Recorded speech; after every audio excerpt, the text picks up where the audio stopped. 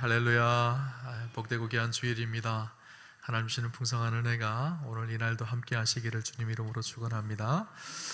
오늘 오후 예배 때는 우리가 말씀 묵상에 대해서 함께 도전을 받고 은혜를 받는 시간을 가지려고 합니다. 그래서 우리 기한 목사님 모셔서 우리가 말씀을 어떻게 묵상해야 되는지 이것을 좀 함께 나누려고 해요. 짧은 시간이지만 2주 동안 나누고, 또 말씀 묵상을 좀 더 연구하고 싶고 함께 말씀 묵상에 참여하고 싶은 분들은 이후에 또 집중적으로 강좌를 개설해서 그렇게 준비하려고 합니다. 여러분 오늘 오후에 꼭 참석하셔서 함께 은혜의 시간이 되었으면 좋겠습니다. 저는 목사이다 보니까 가는 곳마다 하나님 주시는 인사이트가 없나 이렇게 늘 고민을 하면서, 글을 읽어도 책을 봐도 그렇게 늘 고민하면서 봅니다. 그런데 한 번은 화장실에 갔는데 화장실 문구에 이런 문구가 써져 있더라고요. 아름다운 사람은 머물다 간 자리도 아름답습니다. 여러분도 많이 보셨죠? 그죠? 남자 화장실은 이런 문구도 있습니다. 남자가 흘리지 말아야 할 것은 눈물만이 아닙니다. 여자분들은 잘 모르실 거예요, 안 가봐서. 그런데 사람들은 저마다 자기가 머물렀다 간 자리에 흔적이 남게 되어져 있습니다. 어떤 사람은 인생 가운데 좋은 흔적을 남기고 가는 사람이 있고요, 어떤 사람은 추한 흔적을 남기고 가는 사람들도 있습니다. 특이한 것은 자기가 자기의 인생에 어떤 흔적을 남기는지 자기는 잘 몰라요. 그러나 그 뒤에 따라오는 사람은 내가 어떤 흔적을 남기고 있는지 그 사람은 알게 되어지죠. 오늘 우리가 늘 점검해야 될 것이, 나는 내 인생에 어떤 흔적을 남기며 살아가고 있는지 잘 점검을 해보셔야 합니다. 아름다운 흔적을 남기고 가는 그런 축복된 사람이 있는 반면에, 어떤 사람은 뒤따른 사람들이 힘들고 어렵게 하는 그런 곤욕스러운 흔적을 남기고 가는 사람들이 있죠. 서아프리카의 한 그리스도인들이 사는 마을에 이런 풍습이 있다고 합니다. 그 마을에 선교사님이 들어가셔서 복음을 전해서 그 마을 사람들이 다 예수를 믿게 되어졌어요. 그런데 그 마을에는 은밀히 기도할 수 있는 기도의 처소가 없었습니다. 그래서 집집마다 기도하는 장소가 어딘가 하면 그들이 살고 있는 오두막 같은 원주민 집에서 나와서 숲속으로 뒤에 들어가서, 집 뒤에 있는 숲속으로 들어가서 그렇게 은밀히 기도를 했다는 거예요. 그런데 그 열대 기후니까 이 숲속으로 들어가는 길이 풀로 가득합니다. 그런데 기도의 자리를 날마다 찾아가고 매일마다 그 기도의 자리를 왔다 갔다 하는 사람 집은 그 풀숲이 그 속에 작은 오솔길이 나는 거예요. 그죠? 근데 어떤 사람들은 날마다 그곳을 왔다 갔다 하면서 하나님 앞에 기도하는 사람들은 반듯한 길이 잘 나 있는 반면에, 어떤 사람들은 기도하기를 쉬어서 며칠이 지나면 다시 풀숲이 자라서 그 길의 흔적이 다 사라집니다. 그래서 사람들이 지나다니다가 그 길에 잡초가 가득 나 있는 집을 보면서 근심스러운 표정으로 그렇게 말한다고 합니다. 형제여, 그 길에 뭐가 많이 나셨군요. 그렇게 이야기한다는 거예요. 그러면 그 말 속에는 그 사람의 영성과 삶이 하나님을 떠나 있고 하나님과 동행함을 잃어버렸고 또 기도하는 삶을 잃어버렸다는 것을 돌려서 그렇게 표현한다는 거예요. 오늘 우리의 삶 속에는 어떤 길의 모습이 있나요? 여러분의 인생의 길은 어떤 흔적이 남아있나요? 세상의 것들로 가득 차서 세상의 잡풀들이 가득 자라서 다닐 수도 없는 그런 길이 우리의 인생인가요? 아니면 하나님과 동행하며 믿음으로 살아가는 그 길이 잘 나 있어서 하나님과 날마다 함께하는 은혜의 삶을 살아가는 그런 축복의 삶을 살고 계신가요? 오늘 우리 그리스도인의 삶에 마땅히 나타나야 될 중요한 흔적이 한 가지 있습니다. 무엇일까요? 예수의 흔적이에요. 예수의 흔적. 우리가 지나간 자리, 우리가 살고 있는 삶의 자리에는 예수의 흔적이 남아 있어야 합니다. 오늘 성경에 보면 사도 바울이 17절 마지막 절에 자기의 몸에는 예수의 흔적이 있다, 그렇게 이야기하고 있습니다. 왜 사도 바울이요 이 갈라디아서를 마치고 마지막에 자기의 몸에, 내 몸에 예수의 흔적이 있다 이 말을 표현하고 있을까요? 그것도 아주 담대하게 그렇게 선포하고 있습니다. 오늘 본문의 말씀을 함께 묵상하면서 오늘 우리의 삶 속에 어떻게 하면 예수의 흔적이 남게 될 것인지, 또 사도 바울이 이렇게 강력하게 예수의 흔적을 이야기하고 있는지를 함께 좀 묵상해 보려고 합니다. 오늘 본문 11절을 먼저 보면, 오늘 본문에 사도 바울은 이렇게 얘기합니다. 내 손으로 너희에게 이렇게 큰 글자로 쓴 것을 보라, 그렇게 말합니다. 내 손으로 너희에게 이렇게 큰 글자를 썼다는 거예요. 이 표현이 무슨 표현일까요? 바울은 이 갈라디아서 편지를 갈라디아 교회에게 보냈습니다. 교회에서 보내면서 오늘 본문 속에 이 내 손으로 너희에게 이렇게 큰 글씨를 썼다 이렇게 표현하고 있어요. 여기서 이렇게 큰 할 때 이 큰이라는 단어가 펠리코이스라는 이 헬라어 단어인데요. 이 단어의 의미가 무엇인가 하면 주변의 일반적인 다른 것들보다 눈에 띄게 특출난 것을 표현할 때 쓰는 단어입니다. 이 갈라디아서를 쭉 써져 있는데, 갈라디아서 편지가 써져 있는데 오늘 유독 우리가 읽었던 본문에는요, 글씨가 크고 특출나게 다른 방법으로, 다른 필체로 쓰여져 있다는 거예요. 왜 사도 바울이 이렇게 표현되어져 있을까요? 여기에 대해 여러 가지 학설들이 있고 또 학자들이 여러 가지 이야기들을 하는데 그 중에 아주 중요한 견해 한 가지가, 저는 이 견해가 맞다고 생각을 합니다. 사도 바울이요, 육신의 연약함이 있었어요. 그리고 이 사도 바울은 시력이 별로 좋지 않았습니다. 그래서 연약하고 시력이 별로 좋지 않아서 가끔 그가 편지를 쓸 때 직접 편지를 쓰기도 하지만 대피를 들어서 쓸 때가 많이 있었거든요. 갈라디아서도 그렇게 쓰여진 편지입니다. 사도 바울이 읽어주면 누군가가 신뢰할 수 있는 사람이 사도 바울의 이야기를 대피를 해서 그렇게 기록을 하죠. 그런데 마지막 이 결정적인 부분 전체를 정리하면서 마지막 서는 오늘 우리가 읽었던 성경의 본문은요, 사도 바울이 직접 썼다는 거예요. 사도 바울이 다른 사람이 대필자에게 맡기지 않고 직접 자기의 필제로 마지막 편지를 마무리합니다. 그렇게 마무리하면서 그 전에 썼던 필체하고 다르겠죠. 사람들은 이 편지를 받아보는 사람들은 사도 바울의 필체가 어떤지 대부분 다 알고 있었어요. 그래서 사도 바울의 필체로 이 편지를 마무리하면서 두 가지 효과가 있었습니다. 첫 번째는 무엇인가 하면 이 편지가 확실히 사도 바울이 보낸 것이라는 것을 증명하는 거예요. 사도 바울의 필체를 남기면서 이것이 바울이 썼던 편지다, 대필해서 썼는 거지만 앞부분은 대필이 있었지만 바울이 친히 쓴 편지다라는 것을 증명하는 것이었고, 또 한 가지는 무엇인가 하면 앞에 물론 내용도 참 중요하지만 오늘 사도 바울이 직접 쓴 이 편지의 이 결론점, 이 점이 너무너무 중요하다는 거예요. 그렇죠? 갈라디아서 전체의 내용을 마지막 정리하면서 핵심적인 내용을 다시 한번 사도 바울은 우리에게 다루고 있는 것이죠. 이 갈라디아서의 편지의 내용 중에 중요한 주제 한 가지가 무엇인가 하면요, 율법주의와 할례주의에 대한 이야기입니다. 사도 바울이 갈라디아 지역에 들어가서 복음을 전했습니다. 그래서 많은 사람들이 예수를 믿고 교회가 세워졌어요.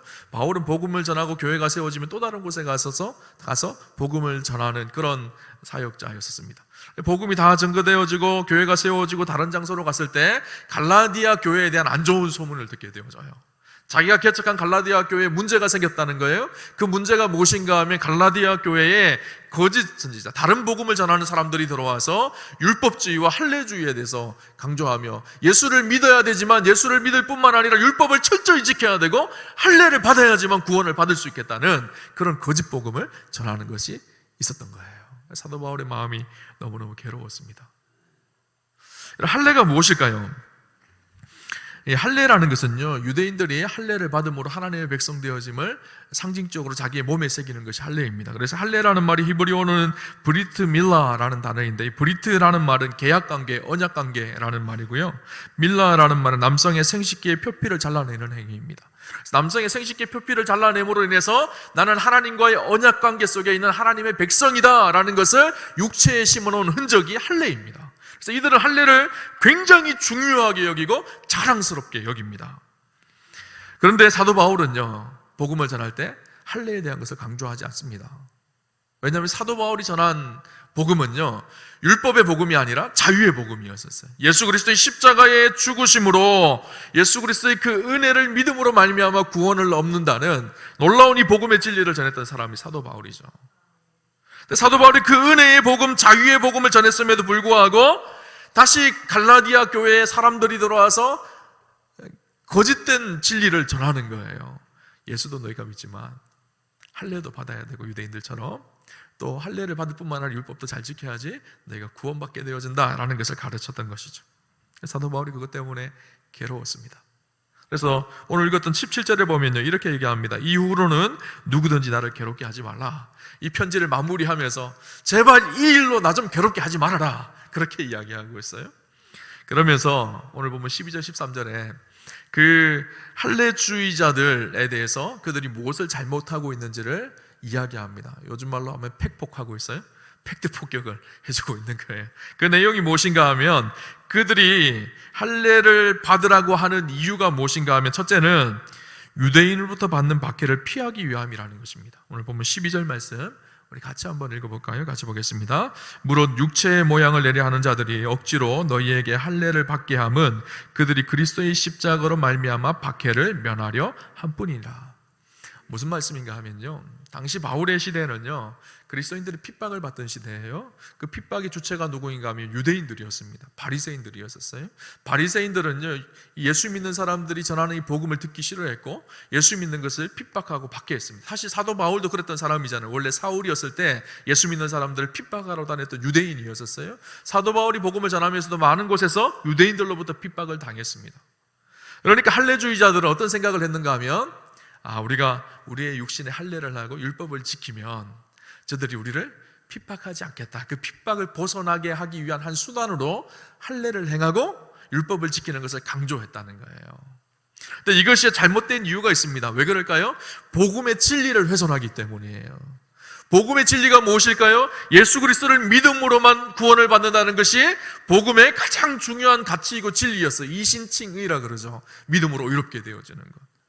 사도 바울이 전한 복음의 진리는 그것이었어요. 자유의 복음이 있어요. 십자가의 은혜를 믿음으로 구원받는다는 놀라운 진리의 복음을 전했어요. 그런데 이 진리를 훼손하면서 그들은 어떻게 했는가 하면, 예수도 믿지만 핍박받지 않기 위해서 할례도 받고 율법도 철저히 지켜. 내가 율법을 지켜야지, 할례를 행해야지 구원을 받을 수 있어. 그렇게 가르친 거예요. 사도 바울에게는 용납할 수 없었어요. 왜 그랬을까요? 사도 바울은요, 그 진리 위에 굳건히 있었던 사람이고, 무엇보다 사도 바울은요, 그리스도를 위해서 고난받는 것을 기뻐했던 사람이에요. 그죠? 여러분, 예수님이 전하신 이 복음이 어떤 복음인가요? 예수님께서 우리를 위해서 어떻게 하셨나요? 십자가에 죽기까지 복종하시고 고난을 받으시고 십자가에 죽으시면서 우리에게 전해준 이 놀라운 복음이에요. 이 복음을 받는 사람들은요, 그 복음을 위해서 합당한 삶을 사는 것이 이상한 일이 아니라 당연한 거예요. 사도 바울은 그래서 어떻게 했죠? 날마다 예수 그리스도의 고난을 내 몸에 채운다고 그렇게 이야기했습니다. 복음 앞에 타협점이 없었던 거예요. 복음의 진리 앞에서 사도 바울은 타협할 수가 없었어요. 그런데 거짓 선지자들이 들어와서 그들이 계속 하는 얘기가 무엇인가 하면, 예수도 믿고 적당히 할례도 받고 율법도 지키고, 그래서 내가 고난받는 것도 피하고 그렇게 하라는 거예요. 그런데 이 이야기는요, 사실 2000년 전에 갈라디아 교회에만 있었던 것이 아니라 사실 오늘 우리에게도 마찬가지입니다. 내가 교회는 가지만, 주일날 예배는 드리지만, 그래서 구원을 받지만 세상 속에 가서 내가 즐기고 싶은 거 마음껏 즐기고, 내가 가지고 싶은 거 마음껏 누리고, 세상의 욕망과 정욕을 그렇게 따르면서 세상의 즐거움도 누리고 교회에서 주는 유익도 누리고, 그렇게 살면 얼마나 행복하지 않겠니? 이렇게 말하는 것과 똑같은 거예요. 여러분, 그럴 수 있나요? 한쪽 발은 세상에 걸치고 한쪽 발은 교회에 걸쳐서 세상에 주는 쾌락과 즐거움과 욕망을 따라 살기도 하고, 교회 오면 주일날 예배 드리면서 내가 구원받는 은혜도 누리고. 사도 바울은 이것을 용납할 수 없다는 거예요. 두 번째요, 사도 바울은 그렇게 얘기합니다. 바울이 그들의 잘못을 지적한 것 한 가지가 무엇인가 하면, 자기들도 할례를 받은 자들이지만 할례 받은 사람답게 율법을 완전히 지키지를 못했기 때문이에요. 오늘 보면 13절에 보면요, 할례를 받은 그들이라도 스스로 율법은 지키지 아니하고. 자기가 할례 받아서 율법을 지키라고 하지만 사실 자기도 그 율법을 지켜낼 수 없는 사람이라는 거예요. 세상에 율법을 완전히 지켜낼 수 있는 사람이 어디 있을까요? 율법이라는 것이 그렇습니다. 수많은 조항들이 있는데 그 수많은 조항들을 완벽하게 지켜야지만 율법을 지키는 거예요. 그 수많은 조항 중에 많은 것을 지켰지만 한 조항이라도 어기게 되어지면 그 율법을 전체를 다 어기는 것과 똑같습니다. 그래서 어떤 누구도 율법 앞에서 완전히 의롭게 되어질 수가 없어요. 율법이 주는 그 무게 앞에서 눌려져서 늘 억눌리고 갇힌 삶을 살게 하는 것이 율법의 특징입니다. 자기들도 그 율법에 갇혀져서 억눌려 살면서 또 누군가에게 그 억눌리는 짐을, 율법의 짐을 또 주려고 하느냐는 거예요. 예수 그리스도가 전한 이 복음이 자유의 복음이고 은혜의 복음인데, 자유와 은혜는 지워버리고 다시 율법의 짐을 또 지우려고 하는 그 모습을 사도 바울은 용납할 수가 없었어요. 자기도 무거운 짐을 지을 뿐만 아니라 다른 사람께도 또 무거운 짐을 지게 하는, 은혜의 복음이 선포되었음에도 불구하고 다시 율법주의로 회귀하는 그 모습을요, 사도 바울은 이해하고 용납할 수가 없었던 것이죠. 마지막 세 번째는요, 남에게 할례를 행하게 함으로 자신들에 속한 사람들이 많아지는 것을 자랑하려고 그들이 했던 일입니다. 무슨 말인가 하면요, 오늘 보면 13절에 보면 그들이 너희의 육체로 자랑하려 함이라. 무슨 말인가 하면요, 너희가 할례를 받고 율법주의로 돌아오는 모습을 보면서 많은 사람들이 그렇게 할례를 받고 율법주의로 다시 돌아오게 되어지면 그 많은 사람들이 있는 것 자체가 사람들에게 보여줄 수 있고 자랑할 수 있는 진리라는 것을 드러낼 수 있는 방법이 되어진다는 거예요. 간혹 우리가 신천지나 이단들을 보면요, 신문에 광고를 냅니다. 엄청나게 많은 사람들이 큰 운동장에 모여서 대규모 집회하는 모습을 보여주면서 이 많은 사람들이 이렇게 모이는 것처럼 많은 사람들이 모였기 때문에 우리가 진리입니다 이렇게 얘기하잖아요. 그것처럼 그들이 율법주의자들을 많이 끌어모아서 자기들이 말하는 것을 진리라고 자랑하게 하기 위해서 더 많이 그렇게 율법주의자를 전하고 율법 할례주의를 이야기하고 있다는 것을 이야기하고 있죠. 그렇게 율법주의자들은 자기들이 받은 할례를 자기들의 자랑으로 여겼어요.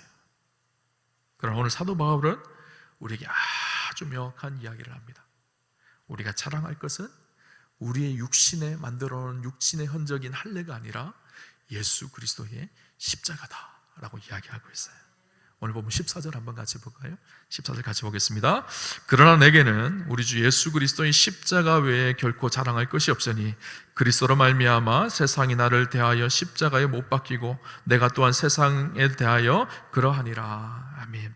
내가 자랑할 것 주 예수 그리스도 십자가 외에 결코 자랑할 것이 없느니라. 유대인들은요, 할례주의자들은요, 율법주의자들은 자기의 몸에 새겨진 할례를 자랑하고 자기가 율법을 철저히 지키는 것을 자기의 의라고 생각했어요. 그것이 자기의 자랑거리였어요. 그러나 사도 바울은 그렇게 얘기합니다. 이것이 나의 자랑거리가 아니라 내 안에 내가 어떤 의를 이루어서 그것이 나의 자랑이 아니라 내가 자랑할 수 있는 것은 예수 그리스도의 십자가밖에 없습니다. 십자가만 자랑합니다. 그 십자가의 은혜가 있는 사람은요, 할례나 무할례나 그것이 아무것도 아닙니다. 할례를 받아도 할례를 받지 않아도 그것이 중요한 것이 아니라는. 그래서 15절에 뭐라고 얘기하는가 하면요, 그렇게 얘기합니다. 할례나 무할례가 아무것도 아니로되 오직 새로 지으심을 받는 것만이 중요하니라. 할례도 중요하지 않고 안 받는 것, 이것이 중요한 것이 아니라 우리가 정말 중요한 것이 있는데 그리스도의 십자가로 내 삶이 새롭게 변화되어진 것, 이것이 진짜 중요하다는 거예요. 그래서 고린도후서 5장 17절 말씀 우리가 잘 아시죠? 그런즉 누구든지 그리스도 안에 있으면 새로운 피조물이라. 이전 것은 지나갔으니 보라 새 것이 되었느니라. 우리가 그리스도 안에서 누리고 기뻐하고 자랑해야 될 것이 있습니다. 그것이 무엇일까요? 내가 어떤 의를 이루어서 내가 무엇을 잘하여서 그것이 우리의 자랑거리가 아니라 내 안에 있는 예수 그리스도 십자가, 내 안에 행하신 하나님의 놀라운 일들. 진짜 할례 받는 것은 무엇일까요? 육신의 흔적을 남기는 것이 할례가 아니라 진짜 할례 받는 것은요, 그리스도 안에서 우리의 마음이 새롭게 변하는 거예요. 옛사람은 죽고 이제는 그리스도 안에서 새 사람이 되어서 새롭게 살아가는 것, 그리스도 안에서 하늘나라 백성이 되어서 하늘나라 백성으로서의 라이프 스타일을 가지고 새로운 삶을 살아가는 것, 그것이 우리의 자랑인 거예요. 그것이 진짜 할례예요. 사도 바울이 로마서 2장에 그렇게 얘기합니다. 로마서 2장 28절을 보면요, 무릇 표면적 유대인이 아니요 표면적 육신의 할례가 아니리라. 표면적으로 드러나는 유대인, 이 유대인이 진짜 유대인이 아니고 육신의 할례를 행했다. 그 육신의 할례가 진짜 하나님의 백성이 되는 진짜 할례가 아니라는 거예요. 그러면서 뭐라고 얘기하는가 하면 29절에 이렇게 얘기합니다. 오직 이면적 유대인이 유대인이며 할례는 마음에 할지니 영에 있고 율법 조문에 있지 아니한 것이라. 그 칭찬이 사람에게서가 아니요 다만 하나님에서니라. 육신의 할례가 진짜 할례가 아니라 이면적 할례, 마음이 하는 할례가 진짜 할례라는 거예요. 사람들은요, 유대인들은 육신의 할례를 자랑합니다. 그러나 우리가 진짜 자랑할 것은 예수 그리스도의 십자가로 받은 마음의 할례라는 거예요. 사람들은 육신의 유대인이라고 자랑합니다. 그러나 진짜 하나님의 언약 백성인 그리스도 안에서 변화되어진 우리의 삶이 진짜 우리가 자랑해야 될 우리 진짜 할례라는 것을 이야기해주고 있어요. 사람들은 자기 안에 이루어진 그 일들을 자랑하지만 진짜 자랑하시는 분이, 우리를 자랑하고 우리를 기뻐하실 분이 하나님이라는 것을 사도 바울은 우리에게 이야기해주고 있는 것이죠. 그러면 사도 바울은요 17절에 이런 결론을 내립니다. 이후로는 누구든지 나를 괴롭게 하지 말라. 다시는 이런 문제로 너희가 나를 괴롭게 하지 않았으면 좋겠다. 다시는 이런 율법주의 문제 때문에 너희가 이런 아픔을 겪지 않고 이런 고통을 겪지 않았으면 좋겠다. 그러면서 내가 내 몸에 예수의 흔적을 지니고 있느라. 그렇게 얘기합니다. 사도 바울이 나도 할례를 해서 할례의 흔적이 내 안에 있다 이렇게 표현한 것이 아니라 내 안에는 예수의 흔적이 있다 그렇게 이야기하고 있어요. 여기서 흔적이라는 말이 참 재미있습니다. 흔적이라는 말이요, 헬라어로는 스티그마라는 단어예요. 스티그마, 많이 들어보셨죠? 스티그마.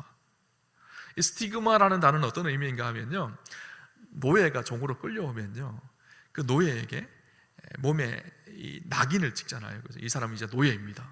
그래서 이렇게 달구어진 숯불에 그 쇠를 달구어서 그 몸에다 노예라는 낙인을 찍습니다. 그러면 이 사람은 이것을 치울 수가 없어요. 평생토록 그 주인의 하인이 되어서 노예로 살아갑니다. 그 낙인, 찍혀진 그 낙인이 스티그마예요. 사도 바울은 자기 안에 예수의 흔적, 예수의 스티그마가 찍혀져 있다는 거예요. 이 스티그마의 의미는 무슨 말인가 하면 이제는 내가 그 사람의 소속이 되어졌다는 거예요. 그 사람의 것이 되어졌다는 거예요. 이제는 내 삶의 이유와 목적은요, 그분이라는 거예요. 예수의 흔적이라는 말은 어떤 의미일까요? 이제는 내 삶의 이유와 목적이 예수라는 거예요. 이제 내가 예수에 속하여서 예수를 위해 살아가는, 예수에 속한 자라는 말이에요. 예수의 흔적, 예수의 스티그마라는 단어입니다. 사도 바울은요, 자기의 몸에 예수의 흔적이 새겨졌다라고 이야기합니다. 사도 바울의 몸에 어떤 예수의 흔적이 새겨졌을까요? 자기 몸에다가 타투라 그러죠. 그렇게 해서 예수 그리스도 이렇게 새겨놨을까요? 사도 바울이 오늘 예수의 흔적이 있다는 것은요, 일단은 마음 안에서 예수 그리스도를 구조로 영접드리고 이제는 예수를 위해 살아가는 그 삶을 의미합니다. 진짜 사도 바울의 몸에도요, 그런데 예수의 흔적이 있었어요. 예수의 스티그마가 있었어요. 그것이 무엇이었을까요? 예수님 때문에 고난받고 핍박받으며 새겨진 자기 안에 상처가요, 육신의 흉터가요, 예수의 흔적, 예수의 스티그마였었어요. 사도 바울의 몸에는요, 지워질 수 없는 흔적이 있었어요. 십자가 때문에 받은 고난, 예수님을 전하다가 당하는 고난, 그 고난의 흔적이요, 사도 바울의 몸의 구석구석에 상처처럼 그렇게 흉터가 되어서 심겨져 있었던 거예요. 고린도후서 11장 24절에서 27절을 보면 이렇게 기록합니다. 유대인들에게 사도 바울의 고난을 이야기해요. 자기가 어떤 고난을, 십자가의 복음을 전하다가 어떤 고난을 당했는지를 이야기해요. 유대인들에게 40에서 하나 감한매를 5번 맞았으며 3번 태장으로 맞고 1번 돌로 맞고 3번 파선하고 일주야를 깊은 바다에서 지냈으며 여러 번 여행하면서 강의 위험과 강도의 위험과 동족의 위험과 이방인의 위험과 시내의 위험과 광야의 위험과 바다의 위험과 거짓 형제 중의 위험을 당하고 또 수고하며 애쓰고 여러 번 자지 못하고 줄이며 목마르고 여러 번 굶고 춥고 헐벗었노라. 바울이요, 복음 때문에 당한 고난을 쭉 열거를 합니다. 그 서두에 뭐라고 얘기하는가 하면 40에 하나 감한매를 5번 맞았다는 거예요. 40에 하나 감한매면 몇 대일까요? 39대죠. 그죠? 당시 율법에는요, 40대를 때릴 수가 없었어요. 40대를 때리면 죽을 수 있었기 때문에 이 40대를, 매 한 대를 때린다는 것은 지금 우리가 생각하는 작은 회초리 때리는 것이 아니에요. 죽을 만큼 아플 정도로 때리는 거예요. 40대를 맞으면 진짜 죽는 사람들이 있었기 때문에 40대를 때리지 못하겠습니다. 그래서 40에 하나 감한매 39대를 맞았다는 거예요. 이렇게 맞았다는 것은 죽도록 맞았다는 거예요. 이것을 몇 번 맞았다고요? 5번 그랬다는 거예요. 그럼 전체 몇 번일까요? 제가 계산해보면 195번. 죽을 정도의 매를 195번 그렇게 맞았어요. 등에 그렇게 맞았습니다. 그의 등이 어땠을까요? 여러분 생각해 보셨나요? 그의 등에요, 그 매 맞은 흉터와 상처의 자국이 있었어요. 사람들은요, 당시 시대 사람들은 등에 난 상처와 흉터를요, 달갑게 여기지 않았습니다. 왜냐하면 죄를 짓고 잘못한 사람이 등에 매를 맞고 상처가 났었거든요. 사도 바울은요, 등에 씻을 수 없는, 예수님 때문에 당한, 십자가 때문에 당한 상처가요, 깊이 그의 등에 새겨져 있었어요. 사도 바울에게는 십자가는요, 말로만 하는 십자가가 아니었습니다. 오늘날 우리는 말로 십자가를 이야기합니다. 주로 언제 십자가를 많이 이야기하나요? 목사님, 제 남편이 제 십자가예요. 목사님, 제 자녀들이 제 십자가예요. 목사님, 저희 시어머니가 제 십자가예요. 그럴 때 우리는 십자가 많이 얘기하잖아요. 그죠? 근데 십자가는요, 그런 것이 아니에요. 십자가는요, 그리스도를 위해 살다가 그리스도 때문에 당한 고난, 그것이 십자가예요. 당시 십자가는요, 사형틀이었어요. 우리는 십자가가 지금 굉장히 고상하잖아요. 십자가를 목에 걸기도 하고 귀에 꽂고 다니기도 하고 차에 걸어 놓잖아요. 그래서 그 당시의 시대 사람들은요, 십자가를 그렇게 상상할 수 없는 일이에요. 십자가는 죽음이에요. 그리스도를 위해서 십자가에 죽는 것, 그리스도를 위해 고난을 당하는 것, 이거 십자가거든요. 사도 바울은요, 말로 유창하게 십자가를 이야기한 사람이 아니라 진짜 자기의 몸에 십자가를 지며 십자가의 흔적을 가졌던 사람이 사도 바울이었었어요. 그리스도의 흔적이 몸의 구석구석에 새겨져 있었던 사람, 예수의 흔적이 자기 몸에 새겨져 있었던 사람, 그 사람이 바로 사도 바울입니다. 여러분, 좋은 그리스도인은요, 어떤 사람일까요? 십자가의 흔적이 있는 사람이에요. 그리스도를 위해서 고난받고 그리스도를 위해서 기꺼이 자기의 삶을 드리고 그리스도를 위해 살아가는 사람, 말과 행동 속에 그리스도의 흔적이 드러나는 사람. 여러분, 존경하는 그리스도인들이 있나요? 그분들 가만히 보세요. 십자가의 흔적이 있기 때문이에요. 그리스도의 흔적이 있기 때문이에요. 우리가 주기철 목사님 존경하잖아요. 왜 그럴까요? 십자가의 흔적이 그분의 삶 속에 있기 때문에. 손양원 목사님 존경하잖아요. 왜 그럴까요? 십자가의 흔적이 그분께 있기 때문에. 최근에 많은 사람들에게 읽혀졌던 책 한 권이 있습니다. 그 청년 바보 의사라는 책이에요. 의사 안수연 씨에 대한 이야기인데, 이분이 33살의 나이에요. 죽습니다. 근데 놀라운 일이요, 이 군대에서 그 군의관으로 일하다가 유행성 출혈에 걸려서 33살에 죽게 되어져요. 영락교회 청년이었는데 영락교회에서 장례 예배를 드리는데 무려 그 젊은 한 의사가 죽었는데 4,000명의 인파가 몰려왔어요. 사람들이 깜짝 놀랍니다. 영락교회에 그 전에 원로 목사님이 한경직 목사님이 돌아가셨을 때만큼 사람들이 온 거예요. 도대체 이 젊은이가 누군데 왜 이렇게 많은 사람들이 왔나, 그에 대해서 조사하기 시작했어요. 그래서 나온 책이에요. 그 책이에요. 그 청년을 보니까요, 그 장례식장에 온 사람들의 이야기가 쭉 기록되어져 있어요. 한 할아버지가 그 안수연이라는 의사의 청년의 그 영정 앞에서 엉엉 울면서 이런 얘기를 합니다.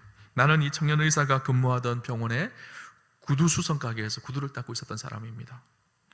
이 청년은 구두 닦을 일이 없으면서도 늘 구두방에 들어와서 자기 구두를 닦아달라고 이야기를 하고 자기에게 많은 돈을 안겨주었습니다. 그러면서 추울 때는 춥지 않느냐, 더울 때는 덥지 않느냐, 배고플 때는 배고프지 않느냐, 그렇게 늘 물으면서 자기에게 찾아와서 위로해주고 격려해주고, 외롭지 않으세요? 물으시고 묻고 외로우면 하나님을 꼭 믿으세요, 그렇게 자기의 손을 붙잡고 늘 기도해주고 전도해줬던 그런 분이라는 거예요. 그 사랑을 잊을 수가 없어서 장례식에 찾아왔다는 거예요. 한 아주머니가 그 영정사진 앞에서 엉엉 웁니다. 그 아주머니가 이런 얘기를 합니다. 나는 이 의사가 근무하는 병원의 세탁부였습니다. 내가 카트를 끌고 갈 때마다 이 의사가 뛰어와서 그 카트를 늘 밀어줬습니다. 아무도 나에게 관심 가져주지 않았는데 이 청년 의사는 나에게 사랑을 부어주었습니다. 나를 그냥 지나치는 법이 없었습니다. 걸음을 멈추고, 아주머니 천천히 하셔도 돼요. 요즘 얼굴이 많이 안 좋으시네요. 어디 아프지 않으세요? 자기를 진료해주고 무료로, 그리고 약도 갖다주고, 그렇게 자기에게 사랑을 쏟아준 사람, 그 사람을 내가 마지막 보내는 순간에 함께하고 싶어서 왔습니다. 근무하던 병원에 어린 환자가 입원했습니다. 그 환자가 퇴원하면 선물을 주겠다고 그렇게 약속을 했습니다. 그 환자가 집안 사정 때문에 몰래 그렇게 퇴원을 하게 되어졌습니다. 차트를 찾아서 그 어린 환자가 살고 있는 지방의 집까지 찾아가서 선물을 주고 그를 위로하고 그를 사랑하고 축복하고 복음을 전했다고 합니다. 병원에서 파업이 일어났습니다. 의사들이 다 파업을 하고 쉬고 있을 동안에 환자들을 돌볼 사람이 없어서 자기는 끝까지 파업에 동참하지 않고 환자들을 돌보며 바보같이 살았습니다. 많은 의사들이 손가락질을 하고 비난을 했지만 자기에게 더 중요한 것은 환자들에게 있어줄 의사가 있는 것이 더 중요하다는 생각이 들어서 그 자리를 지켰다는 거예요. 그 청년 의사가 보낸 편지와 보낸 메일 속에는 제일 끝에 항상 뭐라고 써져 있는가 하면 이렇게 써져 있었다는 거예요. 예수님의 스티그마 안수연, 예수님의 흔적 안수연, 이렇게 쓰여졌다는 거예요. 그리고 예수님처럼 33살 나이에 마지막 운명을 달리했습니다. 그러나 그의 죽음 이후에 그의 사랑과 그의 헌신과 예수의 흔적은요, 수많은 사람들에게 증거되어져서 많은 사람에게 감동과 위로와 은혜를 지금까지 전하고 있는 것이죠. 제가 그 책을 읽으면서 그런 생각이 들었습니다. 많은 사람들이 그런 고민을 합니다. 어떻게 하면 더 건강하게 오래 살 수 있을까? 그래서 제가 그런 생각이 들었어요.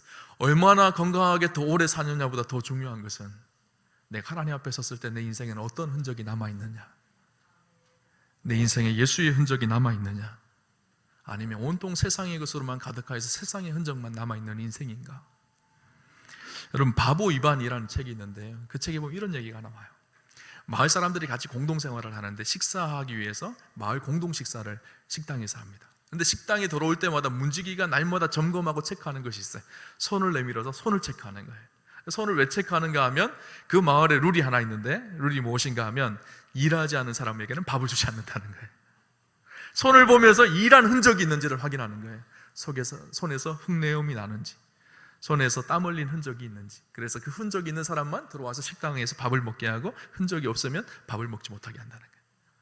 제가 그걸 보면서 그런 생각이 들었어요. 마지막 때 우리가 하나님 앞에 서면 하나님께서 우리의 손을 보시겠구나, 우리의 손에, 우리의 삶에 예수의 흔적이 남아있는지 그것을 확인하시지 않을까라는 생각이 들었어요. 많은 사람들이 그렇게 착각합니다. 교회를 오래 다니고 교회에서 직분을 받으면 나는 목사이기 때문에, 나는 장로이기 때문에, 나는 권사이기 때문에 내 삶 속에 예수의 흔적이 있을 거다라고 생각을 하죠. 여러분, 직분이 우리의 흔적이 아닙니다. 아무리 목사라고 하더라도, 아무리 오랫동안 교회에 다녔다고 하더라도 그것이 우리의 흔적이 아니라 진짜 예수 안에서 삶으로 살아내는 십자가의 흔적이 있는 것, 그것이 진짜 예수의 흔적인 거예요. 저는 오늘 축복하기에 우리 우암교회 성도님들의 삶의 흔적 속에는 예수님만 낳는 그런 축복과 은혜가 있으셨으면 좋겠어요. 그래서 마지막 하나님 앞에 섰을 때 예수의 흔적을 보고 착하고 충성된 종아 내가 잘하였다, 그렇게 칭찬받는 저 여러분 되시기를 주님 이름으로 축원합니다.